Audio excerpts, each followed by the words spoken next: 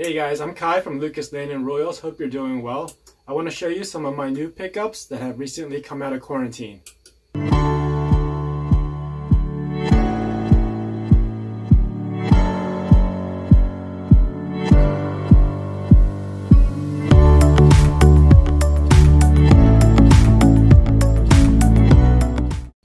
Alright, so first up is this beautiful pied. And she just had a dip in her water bowl, so she's a little bit wet. Thanks for wetting down my paper. Anyway, wasn't really in the market for another pied, but someone was, I guess, reducing his collection, and maybe he had other animals that were pied combos, so he didn't really need this anymore. So this one I got because, well, like I said, I wasn't really in the market, but I did look at this part of her coloration, and that reminded me of another snake that I had or have, so I decided to go ahead and purchase her. Now, in that group of animals, there was another pied, and it so happens to be this one's mother. She has the same genetics, which is pied het for albino, and so I decided to pick her up too. She's in shed, so I'm not going to put her in this video, but all of these animals that I have go through a period of quarantine. I didn't do the unboxing mainly because I was too excited and just opened the box as soon as I got it from FedEx. Let's see. These animals, because they're hets, I wanted to make sure I get the genetics guarantee, and I can show you that a little bit later as well. And they are laminated, which is great, so it keeps it preserved. You know, in case I want to pass this down to the next person who decides to, you know, own this animal, or maybe I just keep her forever. I don't know. But she's doing really well. She is taking a meal almost every week. Her mother, on the other side, is not taking as many meals, but she is still doing really well. Like I said, she's in shed, so that's probably why she hasn't been taking that many meals recently. But yeah, look at the saddles. I mean, look at the markings. I just really like how uniform this is. You got saddles, two lines, two lines there, two lines there, another two lines. That's a really nice saddle right here. And then, of course, we have this weird peanut-shaped thing that is two colors, and I'm glad the camera is actually picking it up. But you do see that's two colors. Over here is also something similar to that, less apparent. It's a bit subtle, but you can see right here, right in between my hand, you have these two saddles that are of different shades. Now, a lot of pies have this, so I don't think it's something, you know, very, very unique or anything like that, but I thought it's fun to work with, and let's see if breeding two animals with these colors and patterns would do anything. So, so somewhere down the line in the future, I might, you know, see if I can get this to appear more, or see if it's genetics or traits or a line of some sort. But let me show you a male that I have. You guys have probably seen it before if you've been watching my videos, but he has something like this as well, which is the whole reason that I got interested and picked her up. So let me get that male out and I'll show you what he looks like. He just shed. There is fresh shed in his tub, so this is why he's very light looking. But you can see right here, he's got the same thing going on. You see this kind of one solid shade of tan, and then you got this piece right here that is very light, and then it goes back to this darker shade. And if you look closer to his tail, same thing, you got this one saddle that is much lighter than the other parts of his body that are colored. So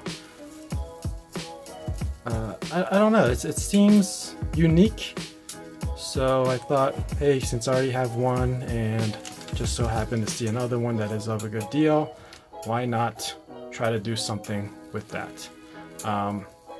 So the other one is het for albino. This one is het for lavender albino. Both those albino and lavenders are not compatible. One is T positive, one is T negative. But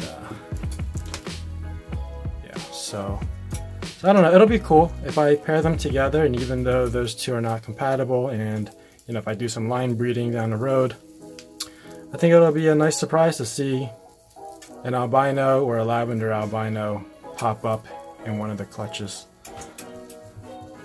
But yeah, I mean, there's no emoji or smiley face on this guy or that girl, but they do have awesome coloration, and they are somewhat, the other one I guess is more of a medium white, this one is low white.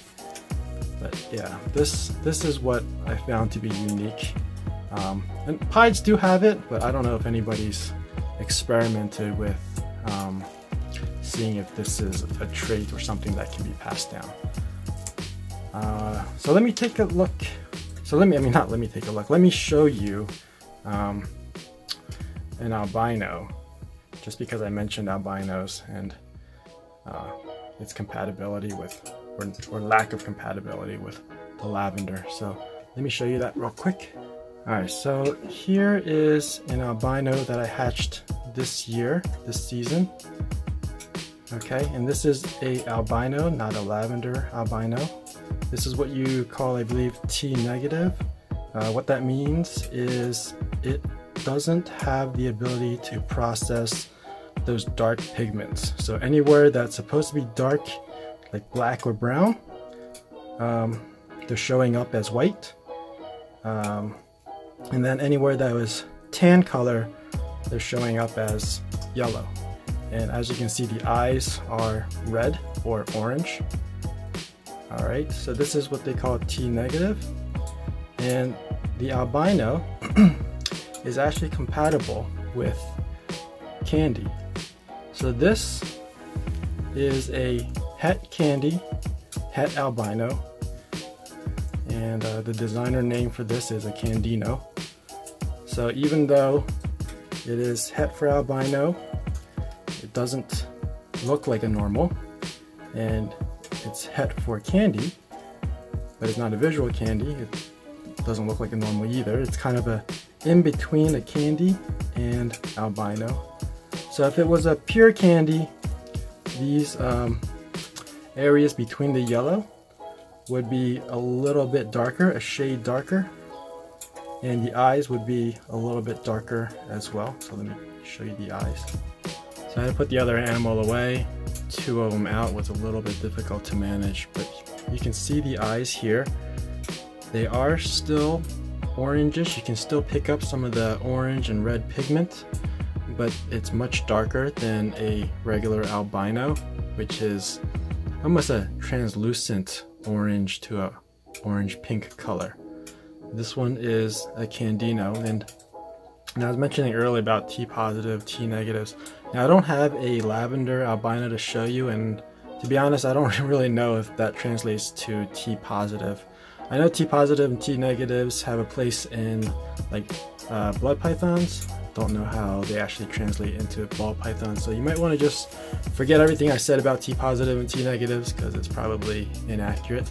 But this is a Candino, and the candy gene and albino gene work together to form this Candino, and the reason they can do that is because they're allelic and they sit at the same locus point on a DNA strand.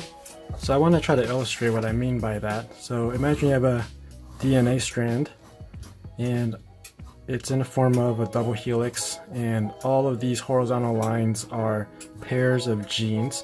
So if we imagine taking a subsection of this gene or this locus point right here and blowing it up, you basically have something like this, right? You get the side of the DNA strand, and at this locus point there will be two genes, and they always reside at this lake. So one side comes from the mom and one side comes from the dad, and the genes are always in pairs except for when they're sex cells. So when they're sex cells, half of it becomes an egg, or half of it becomes a sperm. But when they come together, through fertilization, the sperm and the egg, they each provide half of the genes, and they come together to form pairs, completing a whole DNA.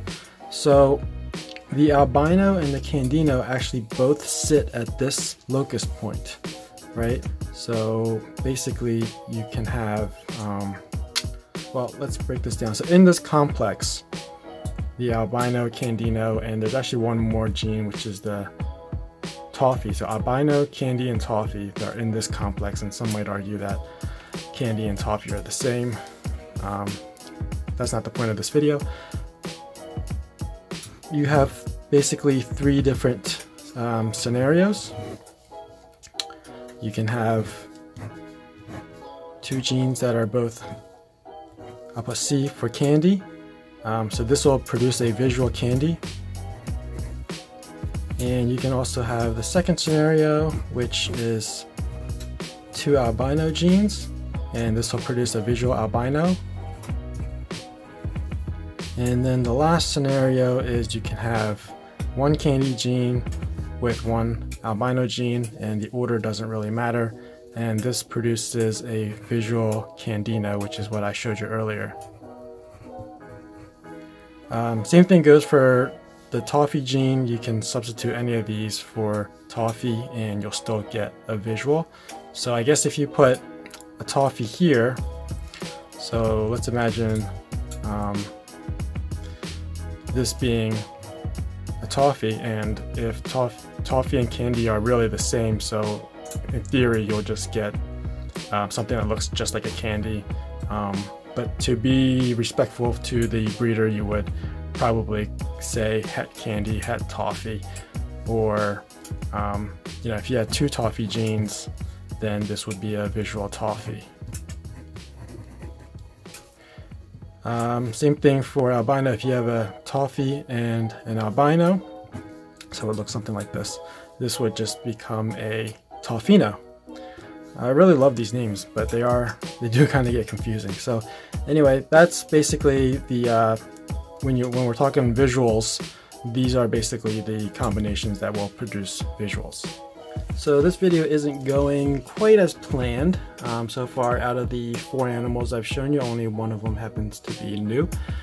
But I did mention genetics guarantees, and this is a couple examples of what genetics guarantees look like. These are a bit fancy because they are laminated, which is great because it preserves it.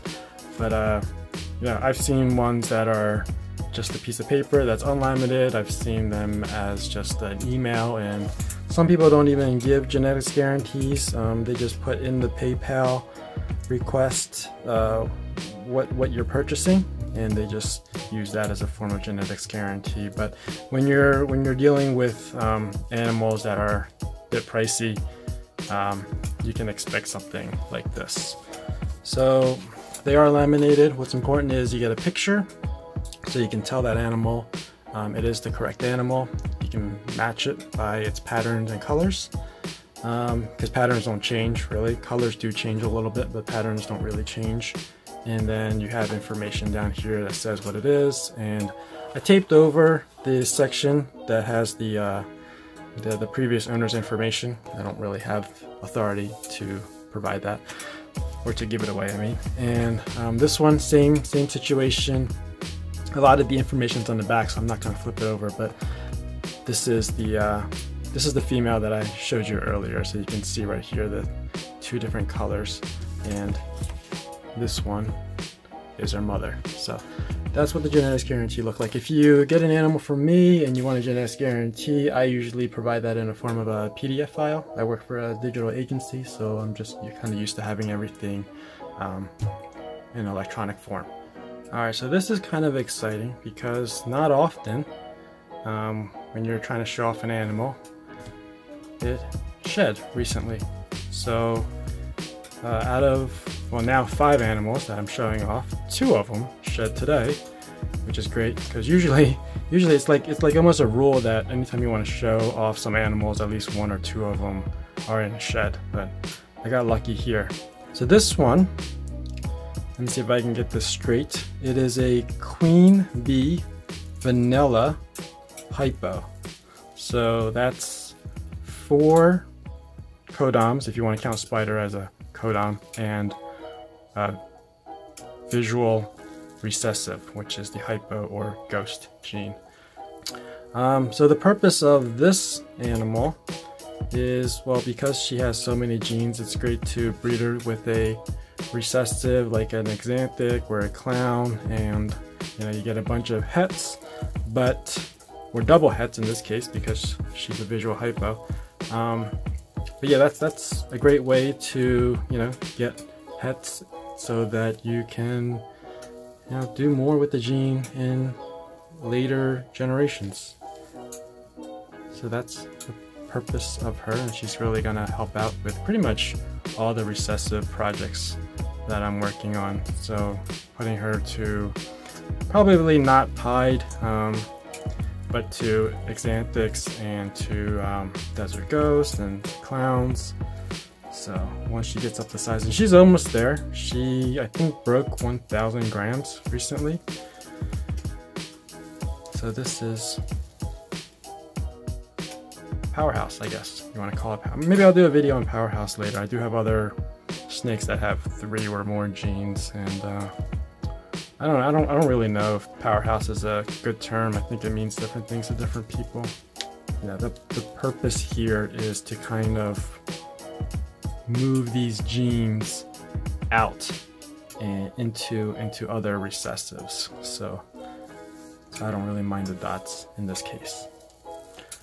All right, so that's it. Well, that's it for this video. Hope you enjoyed it. And for those of you who are new to this channel, I do want to let you know I am holding a giveaway. So once I reach 1,250 subscribers, I will be giving away a free snake. I'll put a link in the description below to the giveaway video so you can check it out and find out how you can get a free snake. Thanks for watching, and I'll see you guys next time.